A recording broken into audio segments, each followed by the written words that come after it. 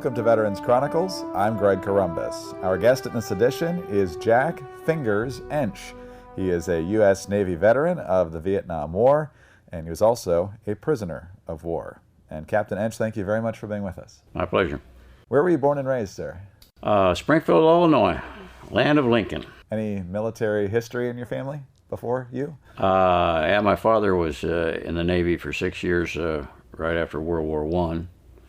And I spent, before I came in the Navy, before I went to college, I was somewhat of a wayward youth, you might say. Anyway, I graduated from high school at 55, and I joined the Army for 3 years. And I was in the Army at Fort Bliss, Texas, as a guided missile instructor for 3 years before I went to college, and then I came into the Navy. So my dad was in the Navy, and then I had 3 years of enlisted service before I was commissioned. Did you do officers training through college? No, I went through after I got my degree from Illinois State University, I went through the Aviation Officer Candidate Program school down at Pensacola, Florida, and was commissioned there. I got my commission there, and then went through flight training and got my wings. Tell me about flight training. Oh, well, it's you know, a lot of studying, a lot of getting prepared, and it was, you know, it was a lot of fun. Some of it wasn't so much fun, survival school and all that kind of stuff. But it was, you know, interesting experience. Went through. I'm not a pilot. I'm a naval flight officer. That's backseater and F4s and fighters. What is the job of the backseater? Well, a naval flight officer is, we call him a RIO, right? Radar Intercept Officer, RIO. You operate the radar and all the electronic warfare, you know, jamming and flares and all that kind of stuff from the back seat. You're also in the navigator, and it's a partnership between the front seat and the back seat. And what I flew F4s and then F14s later on, so it's you know, a combination of both. I assume you worked with a number of different front seaters. Oh yeah. So how much of a difference does it make to have a good cohesion as opposed to? Well, it's really great to have. You know, you fly. Usually, you fly when you're going through training. You're flying with different pilots because, you know, they're your schedules don't always match. You don't fly with one when you're going through training. But once you get into your fleet squadron, you're usually matched up. You're paired up with a pilot, and you fly. You know, 99% of the time you fly together, unless there's one of them sick or something like that. So that makes a big difference because you really become a team. You know, it's like a pitcher and a catcher in baseball. You know, let's say the pilot was a pitcher, I'm the catcher, and I know what he can throw and what is best, and he trusts me in the back. You know, so he trusts me to call the balls and strikes to get the batter out, and I trust him to throw the correct pitch. So if I don't know if that's a good analogy or not, but that's you build that relationship between you. So over time, you know what each other is thinking.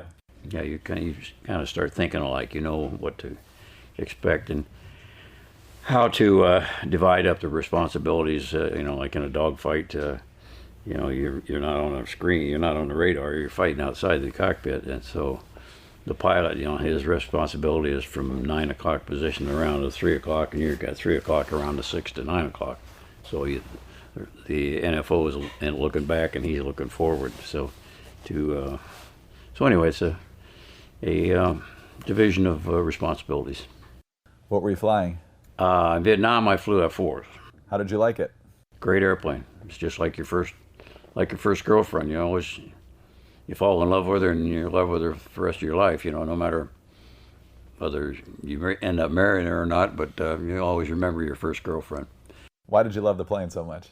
It was just a great airplane. I knew it was fun to fly. It was reliable, and it was really, in my estimation, it was the best airplane that the United States ever bought, because the Navy developed it, and then the Air Force saw the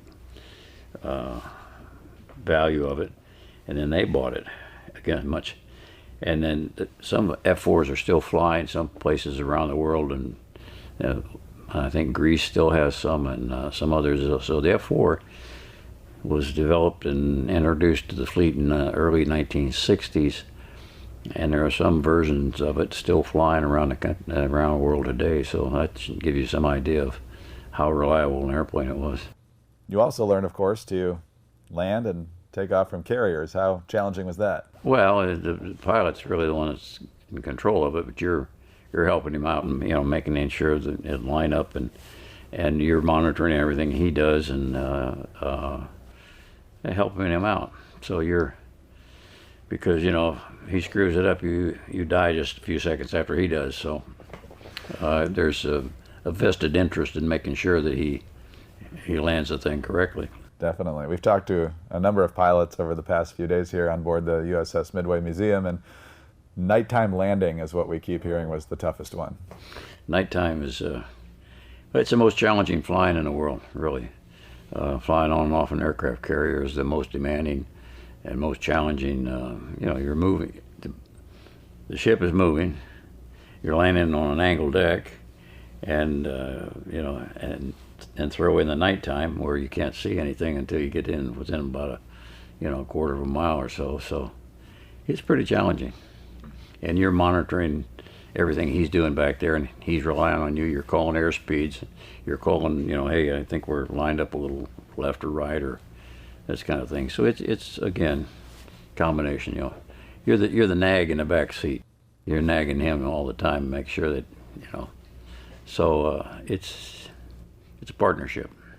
Number of aircraft carriers, of course, that you took off and landed on, including the one we're on right now. So what are your memories of being on active duty when this was an active ship? Well, I did two combat cruises to Vietnam on Midway. Well, I didn't finish the second one. I accompanied shore duty in Vietnam.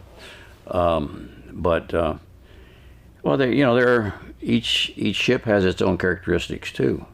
My first carrier was USS Coral Sea, which is a sister ship of the Midway, and then USS Ranger, which is a little bit, it was a different class, and then Midway, and then also Enterprise, Forrestal, and Nimitz.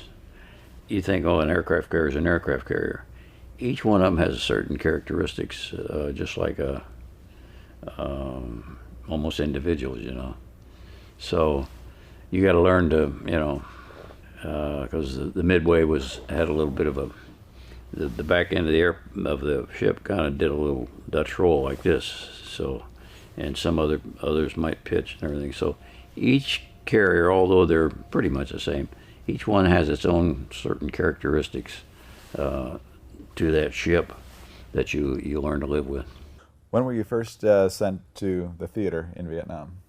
My first combat cruise was in I think 1966. I finished my F-4 training, got assigned to a fleet squadron VF-21, and we left here in July of 1966, and I was flying my first combat missions over there in August of 1966, just about a little over a year or so after I was commissioned and went through training. I was flying in combat. So that gives you how it was. They were pumping them through and sending them out there like cannon fodder in those days. Take me on that first ride. What was it like, the real thing? Well, it's just all through your training, it's all simulated, and you're practicing your maneuvers and your tactics and all that stuff. It's kind of like playing a computer game today, if you will. And then suddenly, when you launch off on your first combat missions and you start flying, they're shooting at you. It's not a computer game anymore. It's they're trying to shoot you down. So it was I won't say terrifying, but it was it kind of got your attention until you got used to it and you knew what it was like. But the first time you see flak bursting around your aircraft and like that, you think, whoa, this is for real. Is there much you could do about the flak? Well, we have maneuvers. Maneuver, roll and jink. We call it jinking. Keep the aircraft moving, not give them a straight shot. Also, we had electronic warfare gear in the aircraft, radar jammers, and we had flares and chaff, which was like cut up aluminum, if you will, and you'd eject that out there to break up the radar screen, stuff like that. So, it was a cat and mouse game. On that first deployment, any memorable engagements with the enemy? No, I didn't have any air-to-air engagements. No, there was. I remember a lot of, we were a lot of close calls going over North Vietnam and surface-to-air missiles being shot at you and missing. Luckily, till later on, one didn't miss me. But I don't know. I don't know if it's memorable or not, but I there was a few occasions where we had some close calls and everything. But that's the name of the game. That's warfare. Captain Ensch, let's take a quick break. We'll be right back with much more of your story here on Veterans Chronicles. This is Veterans Chronicles. I'm Greg Corumbus. Our guest in this edition is retired U.S. Navy Captain Jack Fingers Ensch. He's a veteran of the Vietnam War. He served 4 tours in Vietnam. We've talked about his earliest days in theater, and now we're going to move ahead to 1972, in particular May 23rd, 1972, and your role in the taking down of 2 MiGs. So walk us through that. Well, it was USS Midway, my air wing, and my squadron, F-161. We still hadn't finished our turnaround training cycle yet. We still had 7 weeks or so to go before we were really scheduled to deploy. And that's when the North Vietnamese invaded the South in the big Tet Offensive in March of 72. So they just canceled all the rest of the training, and we loaded aboard and left 7 weeks early and got over to Vietnam as soon as we could. Started flying missions. The routine usually when a new carrier came online, they would start flying missions down south in support of the troops down south, because there wasn't as much anti-aircraft fire and that kind of stuff to kind of break the new guys in, although that was my 4th cruise, but you keep rotating people in and out of the squadron, so you got some new guys, some old guys. You try to keep that mix. And so we flew a week or so down there, and then we moved up north to start flying missions against North Vietnam. On 23 May 1972, my pilot and I, Ron Muggs McEwen, God rest his soul, we were the lead aircraft, 2-plane mission. We called a section, 2 F-4s. And our mission was to be a MiG cap. What a MiG cap means, MiG Combat Action Patrol. Okay.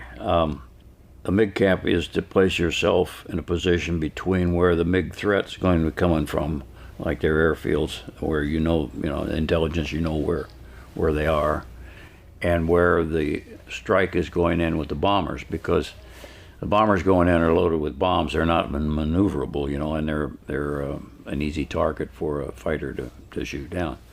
So a MiG cap places itself between them, where the threat for the air-to-air their MiGs are going to come from against the fighters.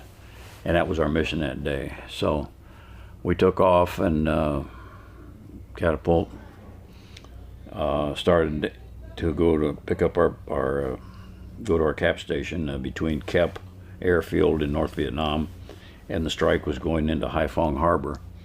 And so we were going to be placed between the two. And as soon as we crossed the beach into North Vietnam and started to go to our cap station, we had a controller on a ship out in the Gulf of Tonkin, and you had your own frequency and your own controller, so they could talk back and forth.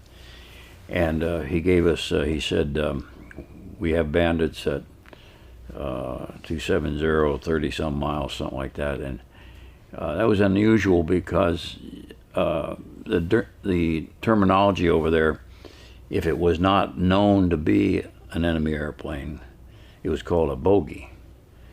And if it was identified for sure that it was actually North Vietnamese, they called it a bandit.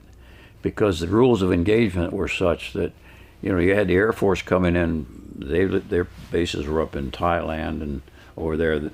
They would come in from the north and come across and then fly this way, and then the Navy's coming in from the sea.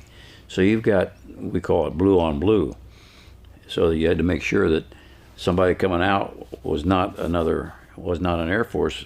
So the rules of engagement were supposedly you had to visually identify the airplane that you were going to engage to make sure that it was actually an enemy airplane, which kind of, it's kind of fighting with one hand behind your back, but those are the real engagement. Anyway, he told us, they're bandits. And so I got on the radio and I said, "Did you say bandit?" And he said, "Yes, bandits. You're cleared to arm, cleared to fire." So we knew that we were going against MiGs that far out. So we started closing, and at the speed you're flying, 30-some miles it doesn't take very long before you're emerged plot, you're engaged. And so we kept following his directions. I didn't have anything on a radar because the ground clutter was so that you couldn't lock up anything. And so all of a sudden Mose called. He says, "On the nose, 7 miles." And he looked up, and there were 2 MiG-19s coming right toward us. So they came down between us. In the Navy, we fly what was called a combat spread. One airplane, and you're separated for about 1.25 miles apart, and you're not at the same altitude, so that way you can clear each other 6 o'clock. And so we were coming in like this, and Rookie and Ken over here, and we were over here, and the MiG-19s came right down between us. And so Mose called immediately. He says, "Cross turn, we'll go high, you go low," which means that the MiGs are coming through here. We're going to cross turn, clear each other's 6 as we go chase the MiG-19s. What we didn't know and didn't pick up, nor did our controllers see them, there were 4 MiG-17s behind the MiG-19s. Their plan was for us to turn on the 19s, which we did, because we made a mistake. We didn't clear the 6 before we turned. And so instead of, their plan was that we turn on them, and then we would be between the 19s and the 4 MiG-17s would be at our 6 o'clock. We'd be easy targets. But they didn't leave enough nose to tail separation between their 2 elements, and instead of breaking in between them, we broke right into the formation of the MiG-17s, 4 of them. And that's when the stuff hit the fan. And so we started turning and burning, and we got Muggs tried to turn on one of the 19s that had turned around and come back through the fight. And as he was doing that, I was out of the cockpit and I was looking behind us, as I said before, where you divide up the responsibilities for lookout. And I saw MiG-17 at our 8 o'clock coming up against with his getting in a shooting position on us. And I called to Muggs. I said, 8 o'clock, this guy's track and shoot and do some of that pilot stuff up there. And he looked back and realized that, he was starting to turn on the 19 and looked back and he saw that he's no threat, but this guy's a threat. So he maneuvered the airplane so hard that it actually departed controlled flight and did a backflip. The F-4 just flipped around, and the MiG-17 passed us, and he finally got control of it again. He came out like this, and there was a MiG-17 in front of us, and here we are back here. So we thought, well, we've got a good shot here. We took a sidewinder shot at him, but we were probably out of the firing envelope or close to it, and he saw it coming, and So he defeated it by breaking away from it. So then we started turn and burn, and we got around, tried to get a shot on another 17, and we missed that one too. And we were getting kind of discouraged because here we had had 2 shots and we still hadn't had a kill. And we had four Sidewinder missiles. We'd already expended 2 of them in trying to get a kill. And when I looked back and I saw another 17 on our 4 o'clock, and I said, 4 o'clock, tracking and shooting again. And he saw it and he turned hard into it. And the MiG-17, it had a very good turning radius. It could turn inside the radius of a Phantom because of the aerodynamics and everything. So when we turned into him, he pulled way up like this, nose up, and it has a big bulbous nose on the front of that MiG-17. And as soon as Muggs saw that, he realized that that guy couldn't see over the nose of that thing when it was pulling up like that. So he couldn't see us visually. I'm sure what he was waiting to do was he knew that he could turn inside of us. So he pulled real hard and started pulling. And Muggs just went into neutral, pushed full forward stick, and we just started negative G's and just pulling away from him. As he turned this way, waiting for us to come out in front of him, we were building separation. Finally, he started looking for us like that, but by that time, we were behind him. We got a shot off and got a kill there. We saw the missile hit the airplane and the guy ejected, and we looked around, and all this time, our wingman the one that had gone down low. He spent the entire fight down at treetop level with 1 or 2 MiGs trying to shoot him down. We saw him across the circle from us, and Muggs called him. He says, drag him to the, I don't know, east or west, I can't remember now, but so he brought him, and so here's Rookie, and here's the MiG, and we're up here. So he starts dragging him this way, and the MiG's following him, and we did a big circle like that, came in behind the MiG-17, was on him, shot him off his tail, and that was our second kill for the day. And by that time, we were getting low on fuel, and the MiGs, we didn't see any more of them, so we just joined up and, as they say in the West, got out of Dodge. Well, that's an amazing story, and I love the way you tell it, giving us the exact maneuvers and details and play-by-play. It's fantastic. We're talking with retired U.S. Navy Captain Jack Fingers Ensch. He's a Vietnam War veteran. Much more of his story that you do not want to miss when we come back on Veterans Chronicles. This is Veterans Chronicles. I'm Greg Corumbus. Our guest in this edition is retired U.S. Navy Captain Jack Fingers Ensch. He served 4 tours of duty in Vietnam. Just before the break, he walked us through the fascinating story of how he and his pilot destroyed 2 MiGs in May of 1972.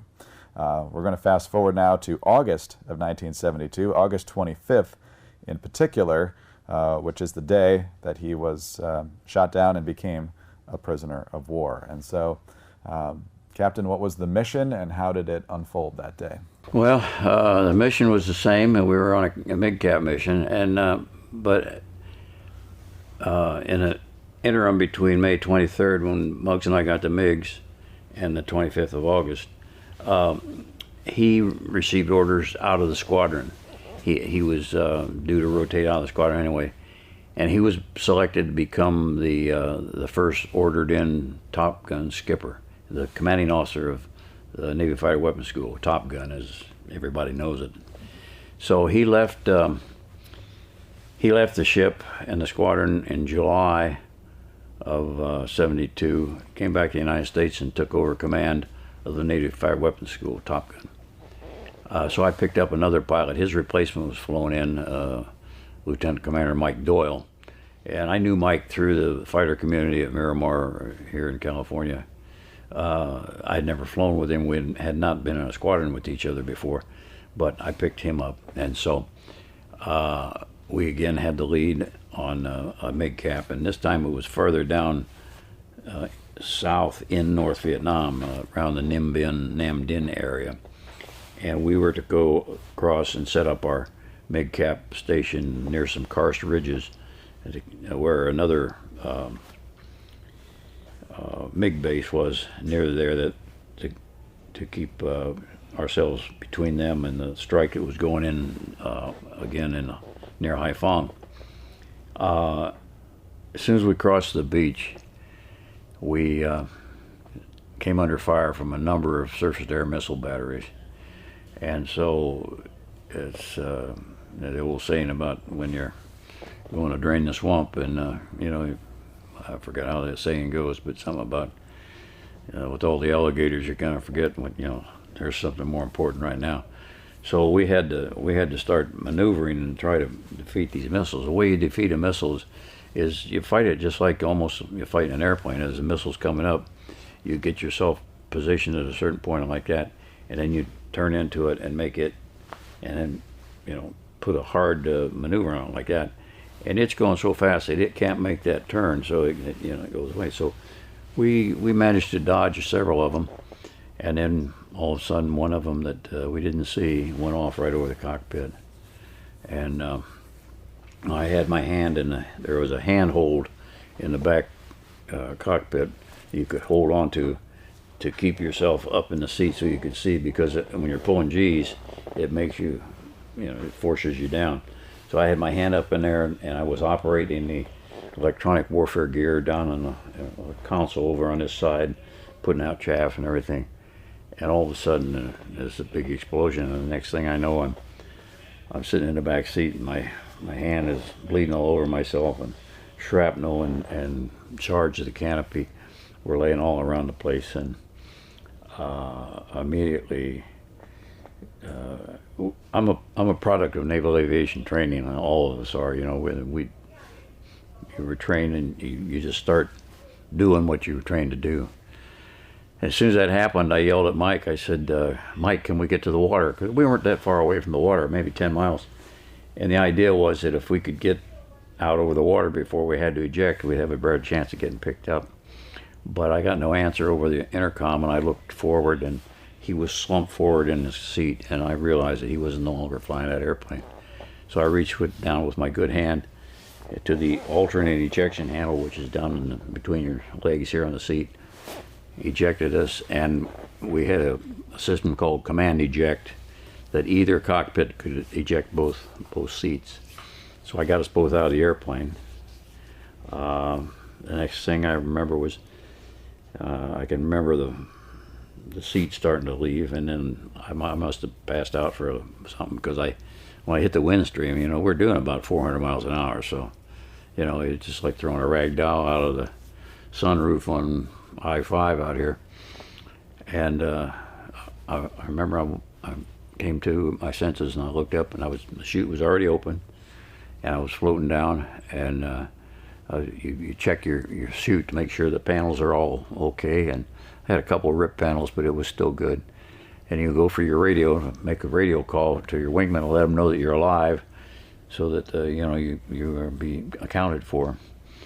And when I did that, I realized that my radios, I kept in the survival vest up here, and I reached for my radio, and as I'm looking around, and I can't get it, and I look down, and the reason why was that the high-speed ejection, and when I hit the wind stream, it dislocated both elbows and pushed them up halfway up on either arm, so I couldn't use this hand too was all mangled, so I couldn't make a radio call. And then I realized that the strange noises I heard coming were people on the ground shooting at me, bullets going up and hitting the chute. Luckily, I wasn't in the chute long enough. It was a low altitude, high-speed ejection, or else they weren't very good shots, or both. But they didn't hit me. And I landed in a rice paddy, and went underwater and fought my head out of the water and scooched over till I could prop myself up against one of those walkways that separate them into the various areas. And again, the water around me started splashing, and they were shooting at me again. I thought, well, if I had the ability, I would have crossed myself, and that was it.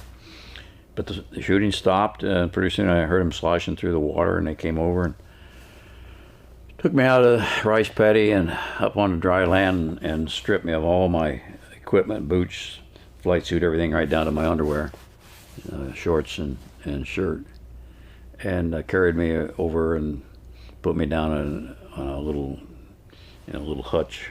It was a bamboo hut, open-sided, and let me lay there until after dark. And then after dark, they took me down to the main road, turned me over to the uniform people, put me in the back of the pickup truck, covered me with a tarpaulin, and we drove all night, and I ended up in the Hanoi Hilton. So that was that. Some irony here is that Mike and I were shot down in the same airplane that Muggs and I got the MiGs on. So how's that for irony? Anyway, so I ended up in the Hanoi Hilton, and in a room there, I don't know, the size maybe 12 by 12 or something like that. It had, the furnishings were a desk, a chair, and a stool, and a waste can in the corner for your bodily waste if you could make yourself do it. And so they threw me on the floor there and left, closed the door, locked it, and then sometime later they came back out, and the guards grabbed me by my arms and made me sit on the stool. An interrogating officer came in, sat down at the table and a desk, and with his book, and of course you're always looking up at them, And he starts asking me questions, and I said a name, rank, serial number, date of birth. That's all you're supposed to give by Geneva Convention rules. And then they started asking me more questions that had military affiliation, implications and everything. I said, I can't answer those. I said, all I can tell you is name, rank, serial number, date of birth. Well, you must talk, you must cooperate with us. I said, please, here I am. Oh, at the shoot down site, a kind little Vietnamese lady, she had a first aid kit, and this thumb was partially severed, but it was still, I could still move it.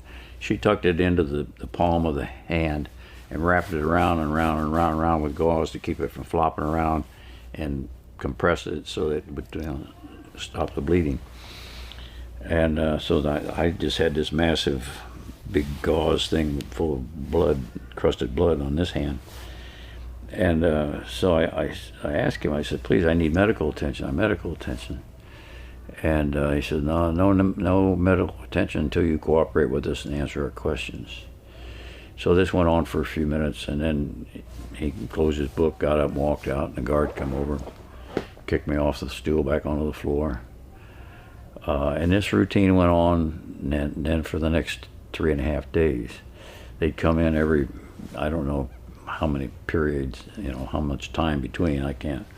But they would come in several times, and I'd go on the stool and ask me questions, and I can't tell you, and okay, and then back on the floor and go through. And so it wasn't always the same, it wasn't always just that one officer. They had a couple of interrogators, and I always laugh. I said they had a watch bill, and I was on watch all the time. And so I didn't know what to do, and the code of conduct says you can't tell anything, but I was really hurting. I was a hurting puppy, and a wife and 3 kids at home, and I knew what the code of conduct was, but I said, I've got to get some medical attention because my arms are starting to discolor from lack of circulation. I didn't know what the hell was underneath that gauze then. And so I decided that the next time in, toward the end of this period, the 3-day period, I'm going to try answering some questions. Some of the things that would have no value, like what squadron are you with? What ship are you with? What was your squadron? Hell, they had all my gear, and aviators, we walk around, I've been there, look at me, here's my name, here's my squadron, and all that stuff. They knew all that. But I told them that, and if a question had any, I thought, military value to it, I said I was a lieutenant at the time. So I just said, I don't know. I said, I'm just a lieutenant. I don't know those things. That's, the admirals and the higher ups know those kind of things, and so I pleaded that, and then other times I just lied, and they bought it, and then so they, after that last session, well, one of them at one point told me when I was begging for medical attention, he said, you were not cooperating. He said, no medical attention until you cooperate. He said, you know you're dying. He said, we'll let you die unless you cooperate with us and answer our questions. So I thought, oh my God. So that's when, after that session, that's when I decided I'd see if I could get some medical attention. Anyway, they blindfolded me, took me out of there, took me to a medical facility somewhere there in Hanoi, and took me in, strapped me down to an operating table, and 2 or 3 physician's assistants, I'll call them, came along and helped the doctor and held my shoulders and head in place, and he came in, took the gauze off of the cut and looked at it and see what was there, and the thumb was still attached, but he reached over and got a scalpel and just started amputating my thumb. And no anesthetic, no nothing, no mother may I, no nothing. It was a very, very poor bedside manner. And I'd like to say that, I did a John Wayne, hey, Pilgrim, what you doing there, but no, I screamed bloody murder. I said, my God, please, give me something for the pain. And he said, as best as I can recall now, he said something to the effect, no need. You have caused suffering in our country, so now you must experience suffering. So he amputated my thumb and packed it up and got and wrapped it up. They took me off the table and they took me to another room, and they took a couple of what do you call fluoroscopes. You know what a fluoroscope is? It's kind of like, I guess, an early before X-rays, and it's just kind of fuzzy, And they took him and looked at him, and he said something to them, and they put me in a chair against the wall, held me in place again, and he came over and put his foot in the middle of my chest and took the arms and started pulling on them until he snapped back out. Put him in some rudimentary splints, wrapped me up, blindfolded me, and took me back to the Hanoi Hilton. And I was alone, solitary for about 30 days, but I knew there were POWs around me. And one day I finally made contact with them, and they caught us talking. And so at that point, I guess my value as far as exploitation was finished as far as they were concerned. So they put me in with this other group of about big cells over there in Hanoi Hilton. There's about 40 guys in each cell, and I stayed with that group of POWs until we came back home. Which was the next year in 19... Which was March of '73. How did you mentally endure that? Prayer had a lot to do with it. You'll be amazed what you can do when you really have to do it. And that's what I found out about myself, was that, it was just me. I couldn't say, hey, time out, bring the water bottle over, I need a drink. It's not like, okay, standing at the plate, okay, time out, umpire, I'm not ready to bat yet, you can't do that kind of stuff. And I guess maybe I amazed myself too, is like I said, it's amazing what we can do when you don't have any other choice but to endure. And so I prayed a lot, and then once I got in with the other POWs, of course, they helped nurse me back to health, and took care of me and looked after me. But it was tough. One of the things that's amazing, in addition to what you endured and your mindset in doing so, is how the prisoners at the Hanoi Hilton helped each other and encouraged each other, and how shortly after your release, it seems like so many of you just went on to the next thing. There wasn't a lot of, I'm sure you still thought about it, but you just went on to the next mission if you were still active duty like you were. other people moved on to business and whatever it was.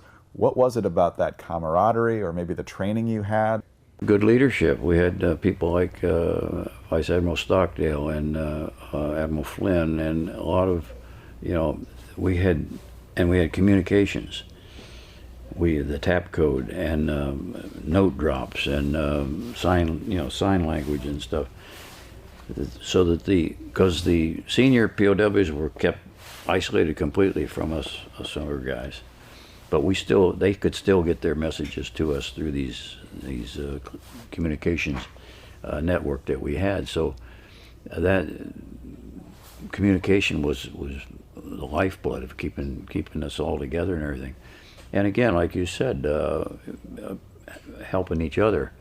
In a group of 40 guys, we're not all going to be happy and sunshine and all that all the time. Some guys would get depressed and like that, and the other guys pick that guy up and cheer him up and back and forth and doing that. And like I said, I was the most severely injured of that group at the time, and they gave me extra rations. That they would give me a little bit of everybody else's food, give me a little bit more to help me out, and so it was that kind of thing. But I've always said, just even the MiG kills, and then the POW, those were a part of my life, but they weren't the end of my life. I came back. I went back and went through 9 months of physical therapy and minor operations and everything, get my arms and my hands and everything working back again. And I convinced the Navy that I could still operate everything I needed to in the back seat. If I'd have been a pilot, I'd have been grounded, because there's so many things on the throttle that the pilot has to do and use the thumb for. It's always on the left side. But I showed him that I could still operate everything in the back seat of a fighter. So I got back on flight status, and lo and behold, Muggs I said he went to be skipper of Top Gun in July of '72, and it was a 2-year tour. So when I got out of hospital and got back on flight status, my next set of orders was I went out there and I became his XO, the number 2 in command for Muggs at Top Gun. So we were back together again. Did you fly together again out there? Oh yeah, yeah. Yeah, I mean the resume after your release in 1973 is incredible. You mentioned going to Miramar. You were also commander of your own fighter. I had my own F-14 squadron. Exactly, and the aardvarks. You were at high-ranking positions within the U.S. Navy, all the way up to your retirement many years later. What do you think the impact of what you went through as a prisoner of war helped you in those subsequent positions? Probably. I've never thought of it before like that, but yeah, I would say so. I guess it was almost like a second chance. Sometimes we refer to ourselves after we came back from POW as this is our second life, because we died the day we became a POW, and we were reborn once we got back. So it's a renewal. And so I think some of the experience helped me out in my command tours and stuff like that. Yeah. Which of those commands did you enjoy the most? Well, when you're in the command, you'll always love them. When you're in charge, it's good to be a captain. I've enjoyed them all. I guess perhaps my tour at the Pentagon would have been the low spot. You talk to any guys, you try to stay away from the Pentagon. I know it's kind of a joke, but Pentagon tour it's a lot of drudgery. I mean, it's important work, and you're doing the work. But I had a saying. Somebody once asked me about that. I said, "What?" They asked, "What's it like working at the Pentagon?" I said, "Well, it's kind of like working in a restaurant, where all you ever do is rewrite the menu and reset the table. you never serve any food. All the food's served out in the fleet. So that's, I mean, I don't know if that makes any sense to you, but that's the way that kind of I looked at it. Well, there's so many different aspects of your time in service to our country, from very early on to some of the highest commands that the Navy has to offer. When you think back to your many years in service, what comes to mind first? What do you think about? People. And that's the people that I had the privilege to serve with and had the privilege to lead in the various commands. Because, you know, ships, airplanes, those are just inanimate objects. The Navy is not ships and planes and submarines and all that stuff. It's the Navy is people, and the people that is what makes it so rewarding.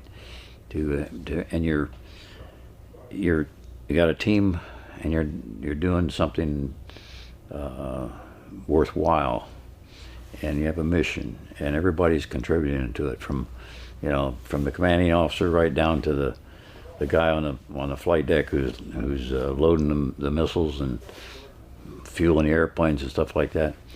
It all works together, and if you know, I'm sure you heard the old thing about the unbroken chain. You know, it's a chain, and every link in that chain is important in order to keep the chain strong. And that's what I think about in the Navy is the people that I had the privilege to serve with and become friends with and know. And to this day, that's, you know, every time, you know, see a shipmate, you know, hey shipmate, how you doing? A long time, Steve. So that's the way I look at it, is the Navy is all about the people. Lastly, you're now affiliated with the USS Midway Museum. What does it mean to you to educate the public about not only the Midway itself, but military life, and also, of course, to be affiliated with all these other veterans? I think it's important because today, less than 1% of our population has had anything to do with it, because it's an all-volunteer force. Used to be during the draft, which I personally think they ought to bring back. Everybody ought to have, and they don't have to be in the military. They could work for the Forestry Service. They could do it. I think everybody ought to give at least 2 years of public service back for all the stuff that we have here. And I think that, well, nobody asked me what I think, but that's what I think. But when you stop to think about it, you know, most of the people in the United States today, unless they have someone who's serving in the military or something like that, they don't even know a lot of them don't even know what the military is all about. And so I think that it's important to have a museum like this in the Midway where the people can come and you can talk to them and you can tell them how important a great lady like this is to our national defense, and so that they can understand a little bit about it, because otherwise it's lost a lot of the history. And years ago, when we had a draft, and I know that I've had uncles and brother-in-laws and stuff like that got drafted and they served for 2 years, and blah, blah, blah, blah. But I can't think of anybody that I've ever talked to that served doesn't have say, you know, yeah, it was a pain in the neck when I was there, but I'm glad I did it because I learned a lot, and they had a feeling that, well, I've made a contribution to my nation anyway, and that's the way I look at it. And so this ship fills that bill, I think, when people come aboard and we talk to them and we tell them what it was like and how important it is that we can have a strong defense and everything. So I think it's worthwhile. Well, Captain, I thank you tremendously for your service to our country, and I thank you very much for your time with us today. It's a great pleasure to talk to you. Okay. Retired U.S. Navy Captain Jack Fingers Ensch, a veteran of the Vietnam War. I'm Greg Corombos. This is Veterans Chronicles.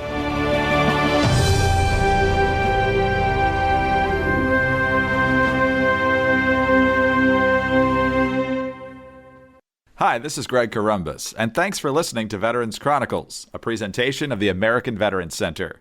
For more information, please visit AmericanVeteransCenter.org. You can also follow the American Veterans Center on Facebook, and on Twitter, we're at AVC Update. Subscribe to the American Veterans Center YouTube channel for full oral histories and special features. And of course, please subscribe to the Veterans Chronicles podcast wherever you get your podcasts. Thanks again for listening, and please join us next time for Veterans Chronicles.